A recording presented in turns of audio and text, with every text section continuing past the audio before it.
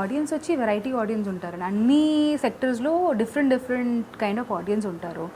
అందుకే మన షోకి కూడా మన షోలో కూడా మీరు చూస్తే అప్పుడప్పుడు హాఫ్ సారీస్ కట్టుకుంటాం, అప్పుడప్పుడు చీరలు కట్టుకుంటాం, అప్పుడప్పుడు షార్ట్ స్కర్ట్స్ వేసుకుంటాం, అప్పుడప్పుడు జీన్స్ వేసుకుంటాం.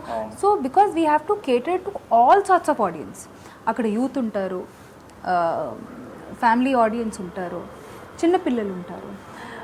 సో అందరికీ ఒకే ఎపిసోడ్లో సాటిస్ఫై చేయలేరు.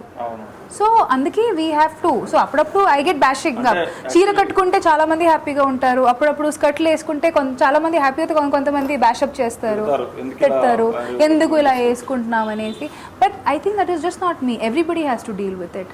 అండ్ అఫ్ కోర్స్ ఇది ఒక చిన్న మైండ్ సెట్ ఉంది, అది ఎందుకుంది నాకు అర్థం కావట్లేదు. విచ్ ఈస్ సినిమాల్లో హీరోయిన్లు 2 పీస్ బికినీ వేసుకుంటే యాక్సెప్ట్ చేసిస్తారు, they are okay with that. కానీ అదే స్మాల్ స్క్రీన్లో if I'm wearing a skirt చాలామంది యాక్సెప్ట్ చేయలేరు అని కామెంట్స్ మేము చూస్తాం. అది ఎందుకో నాకు కూడా నిజంగా అర్థం కావట్లేదు. అండ్ టు బీ ఆనెస్ట్, నేను వేసుకున్న బట్టలు ఈ మధ్య నార్మల్గా అమ్మాయిలు వైట్ కూడా వేసుకుంటున్నారు, ఎవరు వేసుకోవట్లేదండి.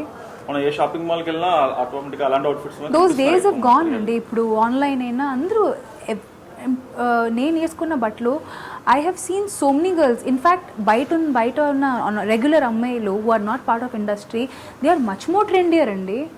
అసలు నేను కూడా అంతగా ట్రెండ్ని ఫాలో అవ్వను. Because for me comfort is very important. నేను కూడా కొన్నిసార్లు షోలో నాకు కంఫర్టబుల్గా ఉంటేనే బట్టలు వేసుకుంటా. Comfort as in not looks wise comfort, అంటే వెన్ ఐ వేర్ ఓకే కొంచెం వేడిగా ఉంటే నేను కొంచెం. కానీ అమ్మాయిలు బయట అండి ఒక ట్రెండీగా రెడీ అవుతారండి.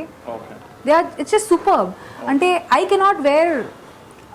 నేను బయట నార్మల్గా వెళ్తే నేను ఫ్లాట్ చెప్పులు తీసుకుని వెళ్తాను, అమ్మాయిలు పెన్సిల్ హీల్తో తిరుగుతున్నారండి బయట నార్మల్గా.